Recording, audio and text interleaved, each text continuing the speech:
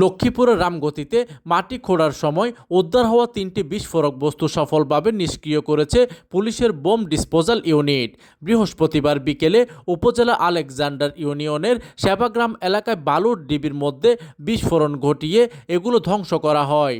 ঢাকা থেকে আসা bomb disposal ইউনিটের পরিদর্শক মোদাস্সের কায়সারের নেতৃত্বে 5 সদস্যের একটি দল এতে অংশ নেয়। এর আগে বুধবার রামগতি পৌরসভার 8 নম্বর ওয়ার্ডে পানি সরবরাহ লাইনে কাজ করার সময় শ্রমিকরা বস্তুগুলো দেখতে পেয়ে পুলিশকে খবর দেয়। পুলিশ ঘটনাস্থলে চিহ্নিত করে পাহারায় রাখে। এদিকে সহকারী পুলিশ সুপার শামসুল আলম গণমাধ্যমকে জানান, উদ্ধার হওয়া বস্তুগুচ্ছ মূলত সেনাবাহিনীতে ব্যবহৃত রাইফেল গ্রেনেড হতে পারে। দীর্ঘদিন মাটির গভীরে থাকায় গায়ে লেখাগুলো অস্পষ্ট হয়ে যায়। প্রতিনিধির তথ্য ও পাঠানো চিত্রে ডেস্ক নিউজ, দিগন্তের বার্তা 24, নোয়াখালী।